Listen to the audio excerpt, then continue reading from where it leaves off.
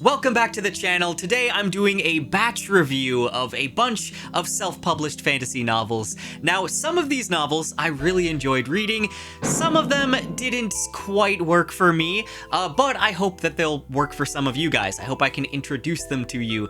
Now, all of these books are finalists for the 10th season of the self-published fantasy blog-off, also called SPFBO, which is hosted by author Mark Lawrence. I'm one of the 10 judges this year for SPFBO, and all of us judges, we had to go through a whole bunch of books, like 30 books, and choose one of them to go through to the finals. Now we're reviewing all the other finalists on the grand quest to find the winner of SPFBO X. Now the book that I pushed through to the finals was By Blood, by Salt by J.L. Odom. And this is such an amazing book. I highly recommend checking it out. It is rich in history and culture and just such beautiful writing, such a great desert setting as well. It had me hooked pretty much from the beginning. I highly recommend giving it a read. I'm excited to read the sequel as well. I'll have a link in the description if you want to check it out. Now today I'm going to be reading some of the other finalists chosen by the other judges. Now out of all the finalists, I've already reviewed The Tenacious Tale of Tana the Tender Sword and The Oathsworn Legacy, so these are the books I'm going to be reviewing today.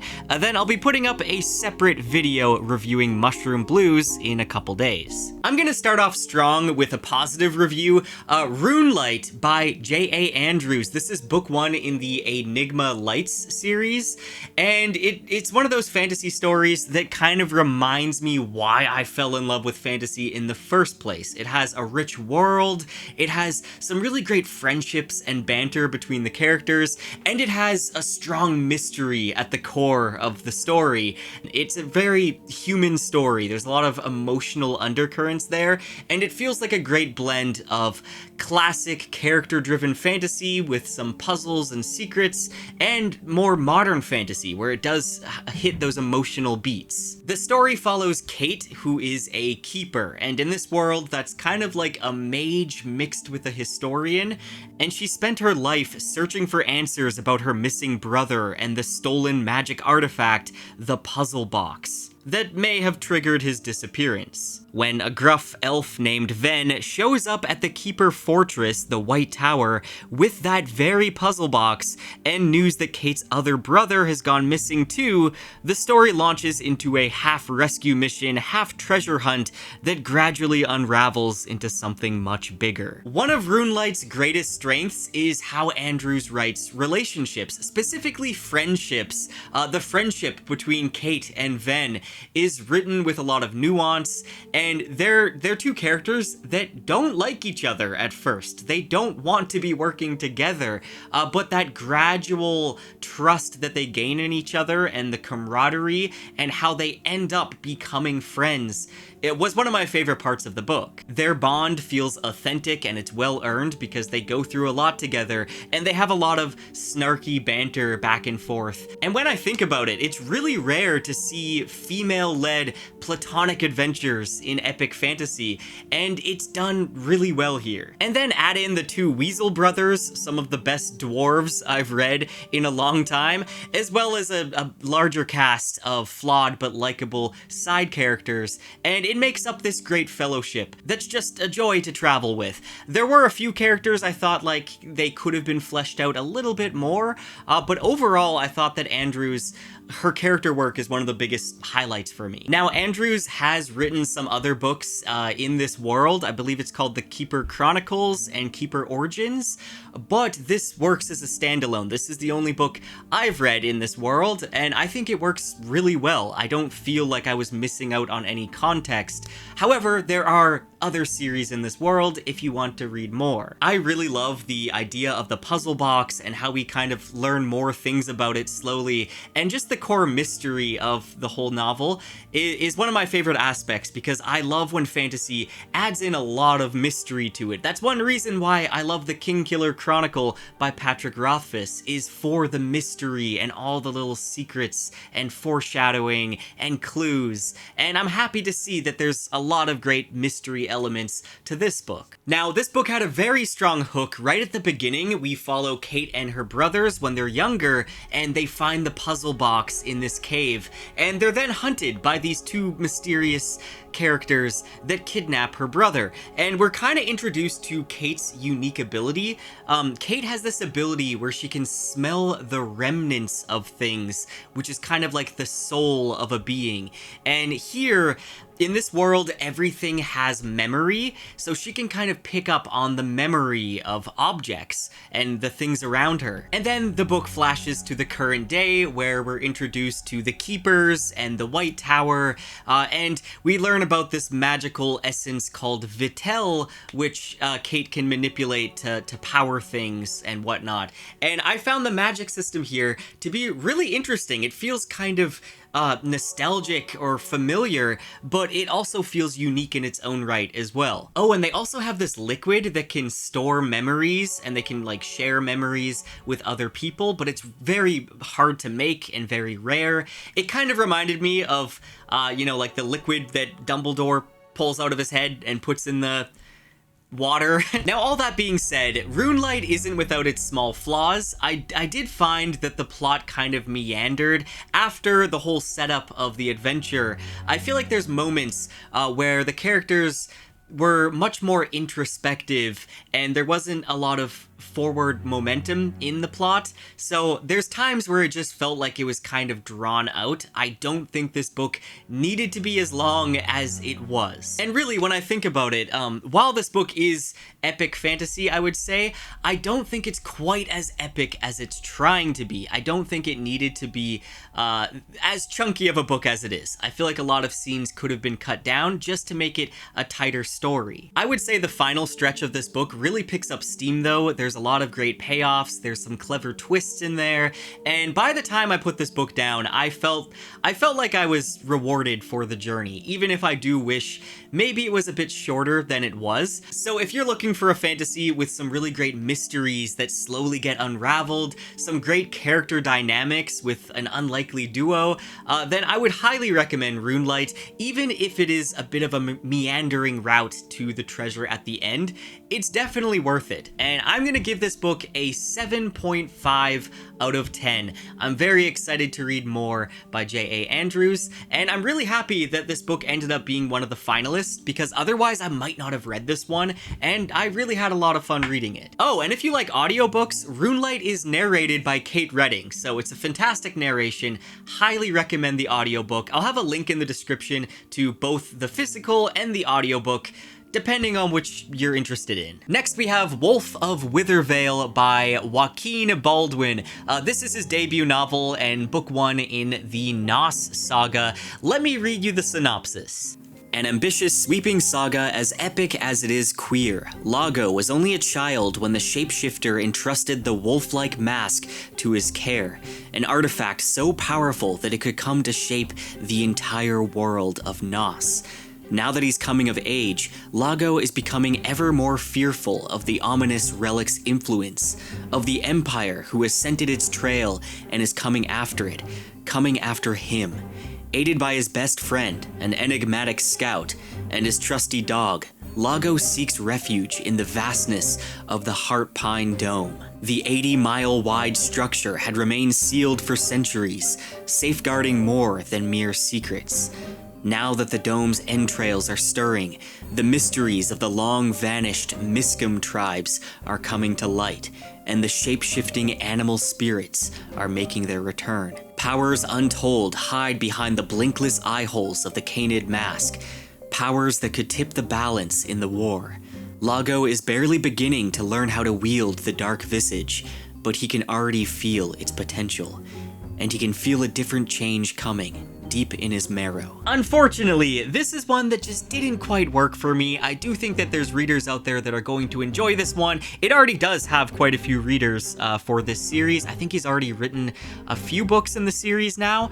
There's things that didn't quite work for me, but there is a lot of strengths as well. So I'm gonna start off and talk about what I think this book did well, then I'll go into some criticisms I have for it before giving my final ranking. Now, this book's major strength and its biggest weakness is the world building. There's a lot to enjoy with the world of Nos. I really enjoyed the discussion of the celestial entities and the moon, how the moon changes color to correlate with the change of seasons. There's some like life form or plant life on the moon that changes color from yellow in the summer, then to jade, then to pink in the winter, and then this multicolored pearlescent color for pearl season, and then it also goes to like a black obsidian later on as well. I thought that was so cool. And also the currency system here I thought was so creative as well. Each denomination of the currency makes up a piece of a puzzle for a cube. Also, the illustrations within the book are actually done by the author himself, and they're really fantastic. I was impressed with each one, and I'll show some non-spoiler illustrations on the screen here. There's a lot to admire here. The world of Nos is dense and vibrant. There's various different species and cultures, and I found the science of the world and the ancient dome-like structures to be really fascinating. The magic system and the way that shapeshifting is tied to identity and self-perception is really cool, but all of this often becomes the novel's greatest weakness as well. Wolf of Withervale frequently stops the plot cold to deliver some lore dumps and some tangents on world history, and while I did find these moments very imaginative, they definitely bog down the pacing, especially in the latter half of the novel. This book is over 700 pages, and I do feel like it could have been trimmed down by like 150 or 200 pages and still kept the core narrative. The pacing in particular was a bit of a challenge for me. I felt like the first third of the novel, it moved pretty briskly. It introduced us to Lago's traumatic home life and his friendship with ELA, and I thought the friendship was done really well. But then once the story kind of moves into the mountains and we're introduced to a character named Banuk, a bear shapeshifter, the story begins to waver, and I feel like it just kind of loses the plot along the way. Much of the back portion of the book is focused on the romance, and it sidelines the main quest and the other characters, and I just feel like it kind of loses focus on the plot to focus on the character exploring their sexuality. And the romance here is gonna be divisive for some readers. The main character, Lago, is only 18 years old, and he's just kind of finding himself,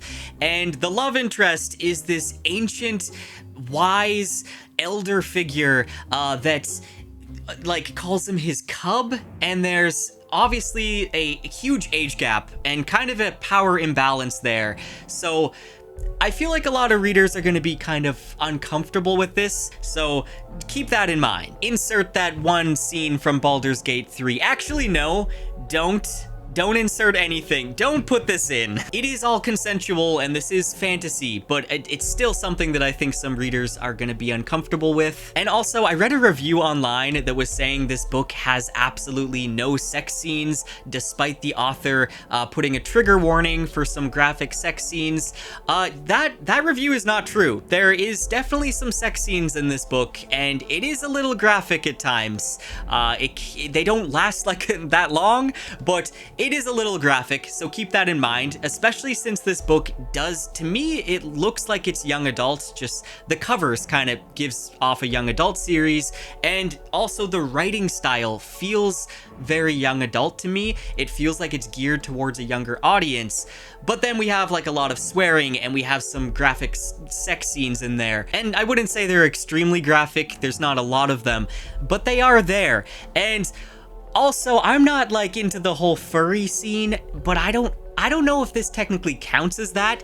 There's tails involved, so I don't know, but I just want to mention that because that's either going to deter some people or it might interest some people. And I want to try to give an accurate idea of what this book entails and what it's about so that you can decide if it's for you or not. Unfortunately, for those reasons, it's just not really for me.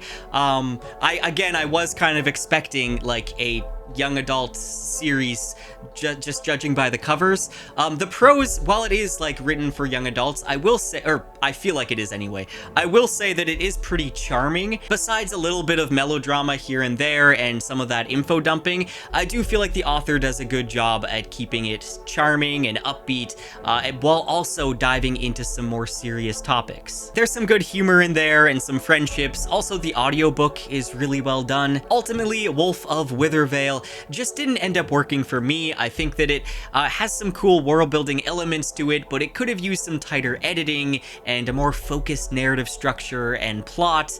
But I do think there's readers out there that are going to enjoy this one. So if it sounds interesting to you, then make sure to go check it out. For me, I'm gonna give this book a 5 out of 10. Next up, we have Gates of Hope by J.E. Hannaford. This one immediately showed me how much care and attention went into the world building. And we're not just exploring one world in this book. This was a really fun read, very interesting book. This book is full of magic systems tied to emotion and music, bonded moonhounds that communicate through dream images, towering craters hiding lost societies, and even interplanetary dragons. Yes, you heard me right. I am sure I just sold some of you on this book. Now, these dragons, at the very beginning of the book, we are introduced to this dragon called the Watcher. A giant space dragon that's revered as a deity among the humans. And this Watcher destroys the gates that connect the Illyrian system, Laius and its 2 moons. It destroys those interplanetary gates. The larger moon Mythos is home to the Watcher and other dragons, while the tiny outer moon of Tebian has been colonized by humans who, without the gates, are now stranded in an inhospitable climate, living in fear of both starvation and Tebian's race of warrior aliens known as Aldrin. So yeah, this book has a great blend of sci-fi and fantasy, and Hannaford does a great job at making this expansive worlds feel alive. So the story is set across planet Laius and its 2 moons, and we follow 3 characters. A boy named Darren, who unexpectedly bonds with a moonhound. And yes, this moonhound is a very good boy. And this sort of telepathic link, it kind of reminded me a bit of the Farseer trilogy, which is a favorite series of mine, and also just having a strong animal companion in a book. That always sells me, so let me just say, she does a very great job at writing an animal companion. If you like that trope as well, I think you need to read this book. And if you don't care either way, thankfully there's a lot more to love here. We also follow Surin, a young, headstrong woman who is trying to help her injured father, and in doing so, she must delve deep into the secrets of the Black Palace. And then we also follow Elisa, who's this outcast who's struggling to survive among the tyranny of the alien overlords called the Aldrin. Now, the journey of these 3 characters, they don't intersect a whole lot in this first book, but you can tell that they're being positioned for bigger convergences down the line. There's a lot to admire here. The world building is so fascinating. I loved how the different magic systems tie abilities to different sources. So for Darren, it's song. For Surin, it's emotions. And for Elisa, it's these crystal shards. And just the flora and fauna of these worlds are so imaginative, so beautifully weird. The dream-eating Zotril, and also the Watcher dragons, how they're kind of tied to different emotions like hope and regret. Something I did notice is that because the stories are so separate, I felt like this was very fragmented, and it kind of halted the momentum of the story at times. And I do feel like there were some scenes that weren't exactly necessary for the plot, so it just kind of slows things down a bit. I also struggled a little bit to feel consistently connected to the characters. Darren and Elisa, they really grew on me. Surin, at times, I felt like her decision making didn't quite make sense or feel thematically justified, and at times I felt like the story wanted me to root for her without fully having earned that investment. And I also wish that some of the side characters were a bit more fleshed out and there were some deeper relationships there. And one last critique, I feel like the ending for this one did a really solid job at raising the stakes for future books, but I feel like as the ending for book 1, it kind of felt like it was the ending of Act 1 and not a completed arc. And not every book needs to feel like it's a completed arc, but I just felt like maybe there was something a little missing with the ending, but it does get me excited for future installments. I'm definitely going to continue reading this series because, like I said, there's so much imagination and creativity here, and I'm really excited to learn more. So despite some of those things that didn't completely land for me, I am genuinely excited to read the next installment. I feel like this has so much promise, this series, and for that reason, I'm gonna give this book a 7 out of 10. By a Silver Thread by Rachel Aaron. Now, Rachel Aaron has already written some pretty successful self-published series like Heartstrikers and Legend of Eli Moon Press and her DVZ books. Now, By a Silver Thread is the first book in a new series called DVZ Changeling, which is kind of a spin-off of her Detroit Free Zone series. Now, I haven't read anything else by Rachel Aaron, and you don't need to read anything going into this book. I don't know if there's any like Easter eggs or callbacks or anything, but I do know that you can start with this book and not her DBZ series, but this time around, instead of following a freelance mage, you're following a changeling, which is this fae type of creature. This was such a strange, immersive urban fantasy, and it all takes place in the chaos of Detroit Free Zone. Let me first give you a synopsis of what the book is about before I go into more thoughts. In the world's most magical metropolis, where spirits run noodle shops and cash-strapped dragons stage photo ops for tourists, people still think fairies are nothing but stories. And that's exactly how the fairies like it. It's a lot easier to feast on humanity's dreams when no one believes you exist. But while this arrangement works splendidly for most fair folk, Lola isn't one of the lucky ones. She's a changeling, a fairy monster made just human enough to dupe unsuspecting parents while fairies steal their real child. The magic that sustains her was never meant to last past the initial theft, leaving Lola without a future.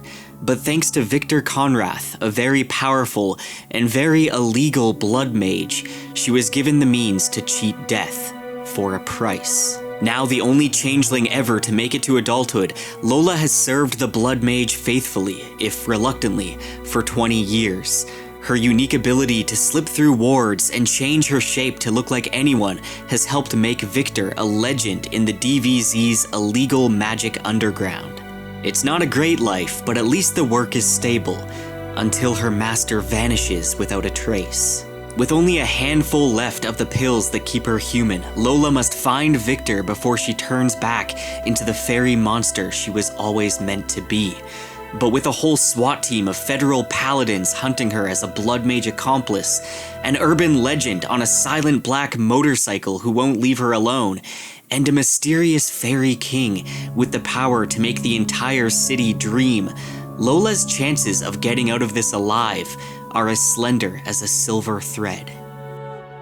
The beginning of the book kind of starts with a flashback when Lola is 7 years old, I believe, and she's in this hospital, and she's in her monster form, and nurses come in to give her pills.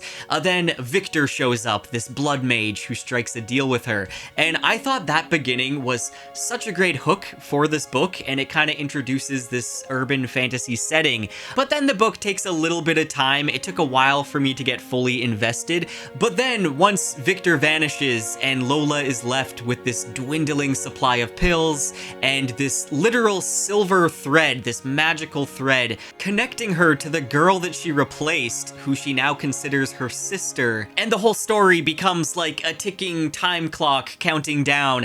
It ended up being very tense, and it made me want to keep reading. I mean, with each chapter kind of counting down the remaining pills that she has is a really visceral way to show us the urgency of the situation, and I thought it worked worked really well. At times, I felt like the pacing was a little too much, like it was a little too fast, and I was wanting it to kind of slow down a bit and show me more of Detroit Free Zone, because this is such an interesting setting and such an imaginative setting. I feel like at times I didn't get to understand this setting as much as I wanted to, or see as much of it as I wanted to, and that makes me wonder if maybe I am missing a bit of context from her other DVZ books. Maybe if I had already read those, then I'd be much more comfortable and I'd have all the context that I need for this setting. And again, while that sense of urgency keeps the narrative tense, it does come at a bit of a cost as well when it comes to some of the side characters and some plot elements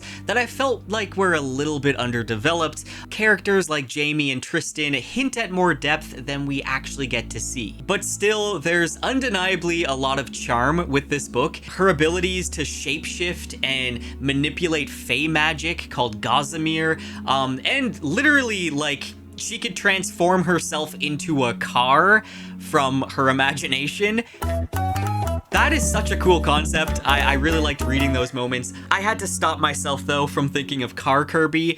That image kept popping up and I had to push it away. But yeah, I thought the magic here was really fun. Like all the different abilities that she has makes it so this whole city is like a playground for these magical beings, and it's really fun to read. It reminded me a little bit of like the Dresden Files, not quite as grim and gritty as Dresden, but it has that urban fantasy flair that just opens doors for so much imagination. And also, like how I found some of the side characters a little bit underdeveloped, the same could be said for Lola herself. I was just wanting a little bit more from her. She's been through trauma in the past, but I feel like she's a character that has things happen to her and she reacts, and it makes her kind of a passive character. She's not that active, and she doesn't have as much agency as I would have liked to see. And to me, this is kind of the difference between an active and a passive protagonist. I feel like Lola just leaned a little bit more into a passive protagonist, and there is a time for both of those.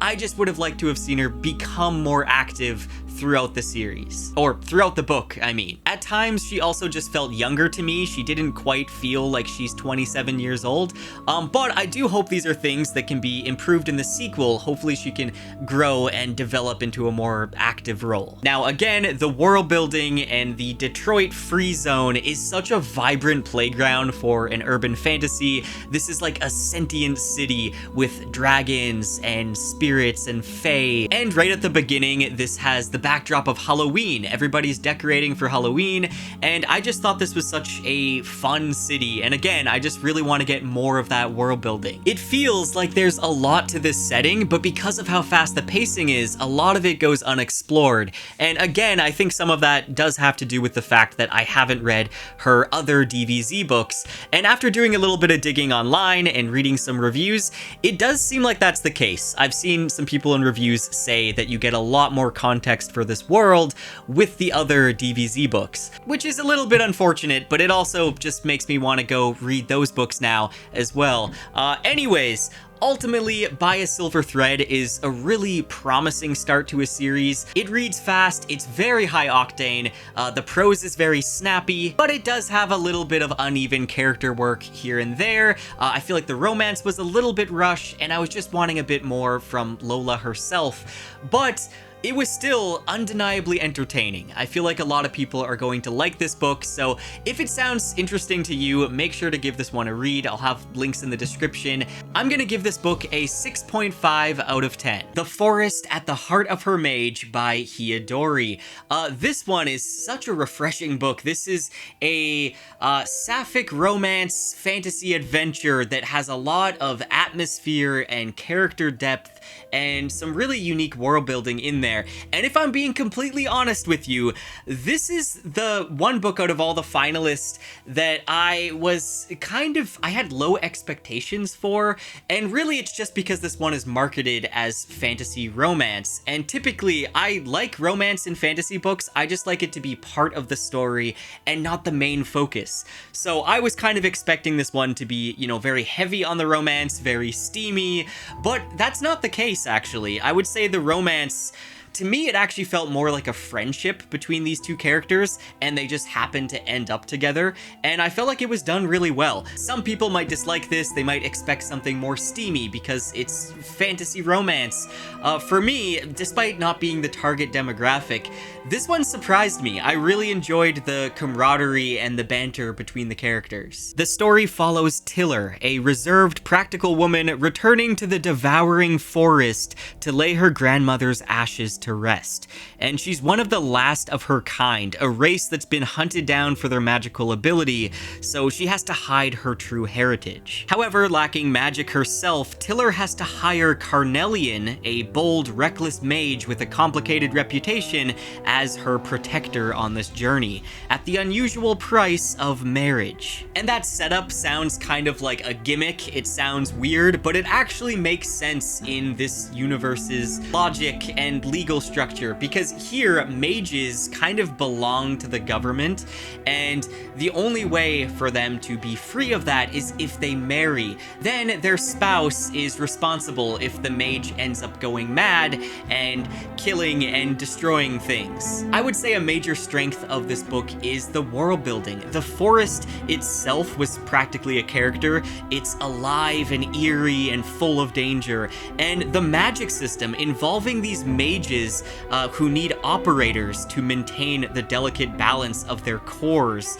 They basically have these magic cores within them that glow, and the mages can end up going insane, which is why they need these operators to kind of keep them in line. Also, Hidori just weaves in these really weird ideas that I enjoyed, like the vorpals and the migrating forests and the phages, and these are all just these eerie, strange things that make the setting kind of unsettling in a way, but add so much atmosphere and tension. Now, Tiller and Carnelian, these are characters that have a lot of emotional complexity to them. They've both been through a lot of trauma, and Hidori does a fantastic job at showing this trauma bleed into their actions and how it made them who they are. It affects their choices and their relationship, and they kind of gradually begin to trust each other. I would say the relationship here is very slow to thaw, but the way that that bond grows from a reluctant partnership to something much deeper by the end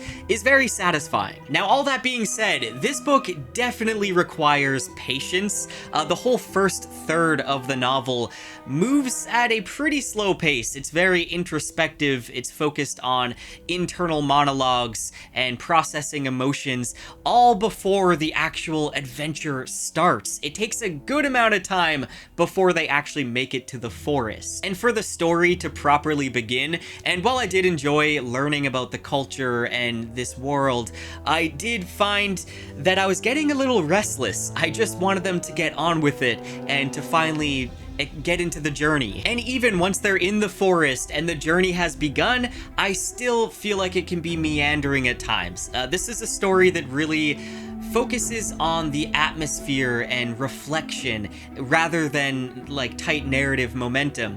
And maybe that's just the story it's trying to be, and that's fine. For me, at times, I still was just wanting it to move a little bit quicker. And some of that comes down to the narration itself. I feel like at times Tiller, while she feels like a realistic character, I feel like she can get a bit repetitive with some of her internal monologue. She's also a character that feels a little distant at first, but then she gradually gains a lot of complexity. So again, it does take some patience to read this one to fully grasp the full complexity of it. I would say it's in the second half of this book where we get a lot of emotional payoffs, and there's a lot of twists and turns in there. There's some bittersweet moments. If you are looking for a beautifully strange and slow burn book that's low on action, but has layers of grief and healing and cautious hope, this is one that's really rewarding, and it's a very unique novel. I'm gonna give this book a 7 out of 10. And then we have The Humane Society for Creatures and Cryptids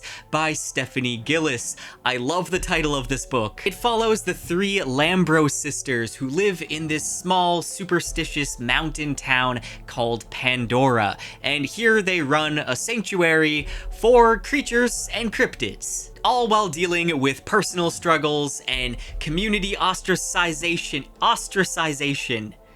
Am I saying that right? I don't know if I am. And just the looming threat of their whole sanctuary being exposed. This is a cozy fantasy that's a blend of magical creature conservation, queer romance, and family drama. And it kind of gives me Wednesday vibes a little bit. Now, the oldest sister, Melpomene, she's the one that kind of watches over the house and keeps it from falling apart. She does repairs and she takes over the finances and all of that, and she kind of watches over her two younger sisters. The middle sister, Calliope, is kind of a cryptid whisperer. She has a bond to these creatures, and she's a little bit strange, but in a good way. And then there's Talia, the youngest, who's restless to get out of the city, but everything changes when a new girl moves into town named Asha and gives her a reason to stay. And that's kind of where their romance begins. One of the greatest strengths for this book relies in the initial setup and the beginning of the story. And I enjoyed the descriptions of these creatures. There's also some illustrations in the book which are fun. And the beginning of the book does a really good job at pulling you into this small town where magic exists at the margins, but everybody's very superstitious. Then there's this man introduced named Mr. Underwood, who is sent by their mother, but it seems like his motives are kind of shaky. On the surface, I feel like this could combine to make a really compelling mix of fantasy and mystery and slow burn character drama. Unfortunately though, I feel like this book kind of struggles to follow through on its strongest ideas. I don't think this is going to be an issue for most readers, but one of the main drawbacks for me was the relationships, both platonic and romantic. I just felt like they happened way too fast. I mean, the Lambro sisters have been outcast and isolated their entire lives. They've barely had communication with other people, but somehow within days, each one of them end up having significant relationships and trusting, and it just felt kind of unrealistic to me. And that could just be an issue for me. I feel like a lot of people going into this are probably looking for just a cozy, romantic, lighthearted story. Also, some of the characters overcome their struggles very quickly. Some deep-seated issues kind of get brushed aside as they just decide to move on, and it made it hard for me to feel invested in their personal journeys. Traumas that should linger and affect decision-making kind of vanish within a few pages, and it just kind of gives the impression that this story is more concerned with upholding its cozy aesthetic than it is at exploring the weight of its conflicts that it set up. And this isn't inherently a bad thing. I think, you know, with cozy fantasy, you don't always need big stakes. You don't need to dive deep into its themes in cozy fantasy. But when a book introduces those dark themes, it just makes me want to see them be handled with the nuance they deserve. And it just leads to some tonal inconsistencies within the book. For instance, there's one moment where Calliope has been established as a character that has this deep, almost supernatural ability to the cryptids, and she solves problems through understanding and not violence. But then there's a moment where she just resorts to violence with this beast, and it just kind of contradicts the core philosophy of her character. Now, I know I've been giving quite a few criticisms here, but despite its shortcomings, I do think the Humane Society for Creatures and Cryptids, I feel like there's a lot of charm to this book. I feel like a lot of people are going to enjoy this one, and I feel like Gillis's writing style has this sort of lively, tongue-in-cheek quality to it that a lot of people are going to enjoy. Creatures like Harriet, the Bigfoot, and the saber wolves, and the crystal bats, they're all very charming. Even if I thought the execution was a little bit uneven, I think there's definitely an audience for this. I think if you're looking for a cozy, supernatural, sapphic read, then this might be right up your alley, and I think you should definitely check this book out if it sounds interesting to you. So I'll have a link in the description. I'm gonna give this one a 5.5 out of 10. And those are all the books I'm gonna review today, and again, if some of these books books didn't work for me, that doesn't mean they're bad books. It doesn't mean that they're not gonna work for you. Obviously, they're all on this list. They all became finalists for SPFBO X because somebody saw something special in them. So all of these books have potential to be your next favorite read. So I hope I could put some of these on your radar. Let me know in the comments if you decide to check any of these out, and I'll see you soon with another SPFBO video, most likely.